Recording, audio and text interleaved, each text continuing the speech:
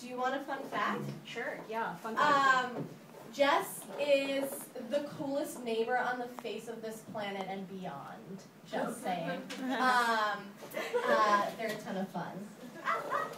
That was my fun fact, sorry. No, thank you. So if somebody is trying to house me after graduation, you know who you I'll want to write live you a next reference. to. Okay, so I have a Smith confession to make.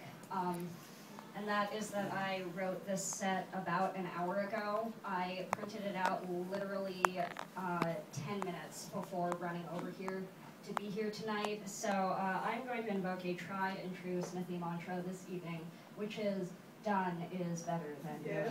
Yes. So I am about to graduate. I know, and it's been a real crazy ride. And let me tell you, there is no place in the world like Smith College. Prospies, take note. There's no place in the world. There's no place like Smith College. And Smith is really funny about a lot of things, actually, but really, really funny about graduating. I recently took a math test that they sent out. Smith sends out a math test to all of the seniors to see if Smith has adequately prepared us in our mathematical skills for the rest of the world, and if we do that, then we get free senior ball tickets. So I was like, all right, I'm going to do this test. So what I found out is that Smith has not adequately taken the math class, because I was there, doing this thing, and it's like, Sandra has to get from point A to point C, and she can only make 2 left turns and 1 turn southeast. How can she get to her destination? And I was like, Sandra is a strong and independent woman, and I have no right to tell her how to do it.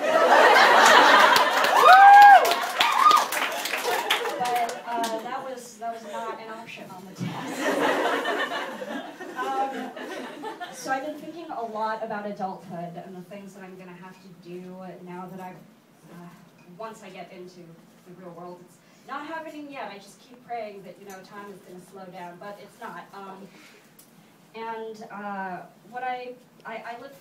I lived alone, or not with my parents this summer for the first time.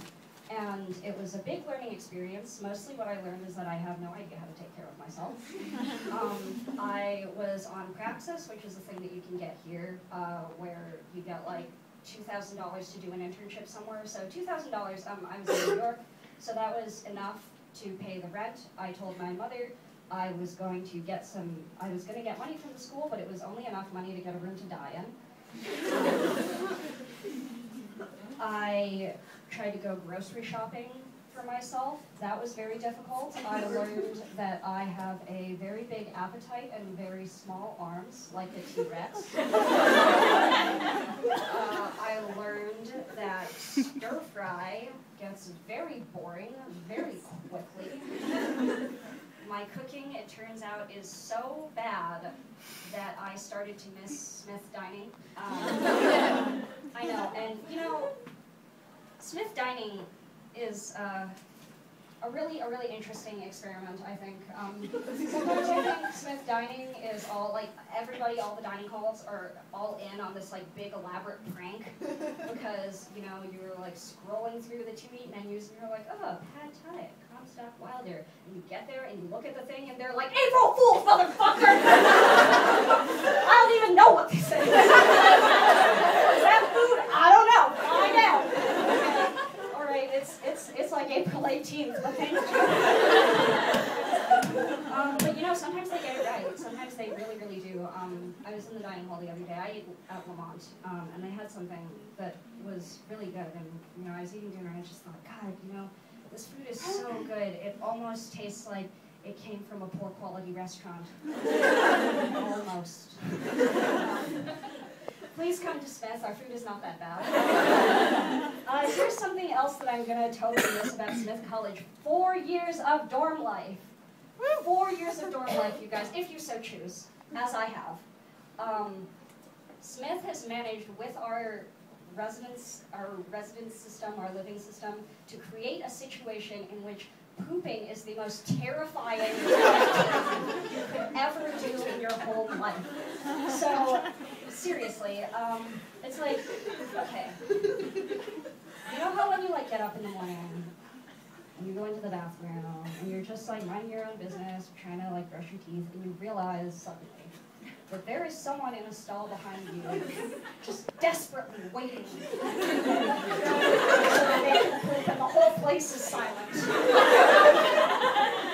And they're just waiting and waiting and like clenching and waiting. And it's this battle of wills. And the only way that I can deal with this situation is to pretend that it's some sort of sporting event like whose will is weaker, who is going to back down first.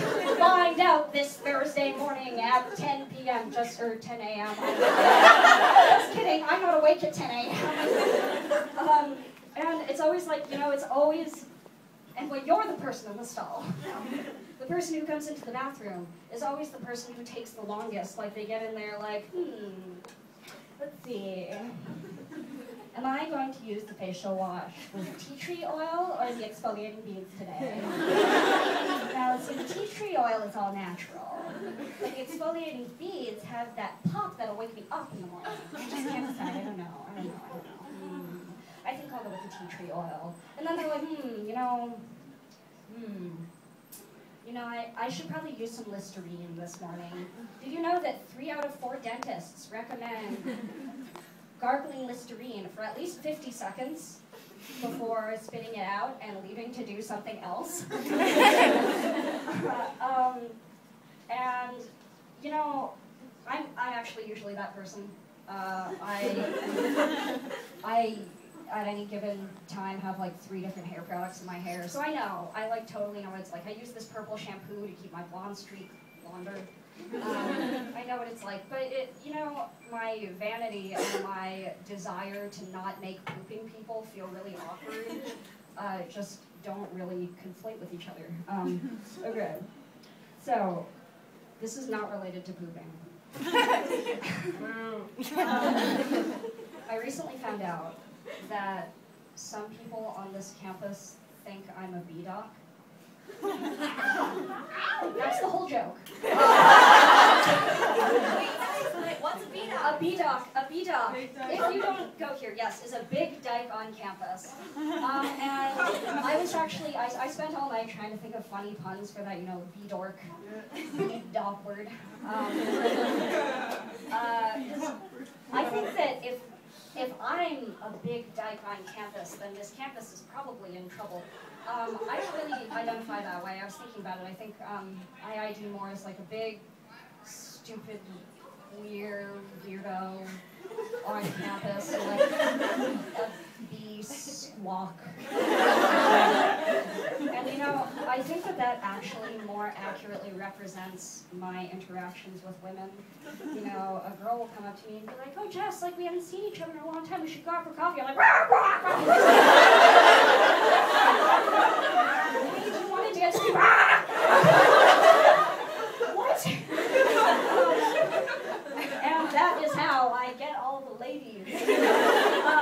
Which brings me to my last thing. It is my last semester of my senior year at Smith, and I am single. And someone asked me recently if I was seeing anyone, and I was like, well, yeah, I'm seeing a lot of people. I see them everywhere. Or is that not what you meant? I'm having a kind of hard time being this kind of washed up second semester senior, because I have a lot of friends who are first years who are totally reveling in Smith right now. Just so you know, Prospies, this shit is fun, okay? And completely just being totally promiscuous and having so much fun. In fact, the other day, one of my friends who's a first year came up to me having apparently just had sex in Nielsen Library. I'm sitting in the living room, and my friend comes in and she goes, "J Tom, bitches be thirsty." And I was like, well, I don't know about that. They seem pretty quenched to me. I'm like, was that girl you were with okay? Did she need a water bottle? And I feel like I feel like I've tried everything in this semester. I've tried Smith Confessional. Smith Confessional is an especially funny phenomenon for everybody who doesn't know. Smith Confessional is an anonymous forum website where Smithies basically just talk shit about each other anonymously. I was trying to think of a funny way to say that, but no, that's just the truth. I've learned a lot about myself from Smith Confessional. I've learned that I definitely can't rock black lipstick. I've learned that I am one of the most conceited and narcissistic people on this campus. And there are 2,700 people on this campus, so I must be really conceited. I was just shocked. I was like, oh my god, all these things I didn't know about myself. Thank goodness I read them now. Yeah, someone once said on there that I am, and I quote, so full of myself that it's not attractive after a point.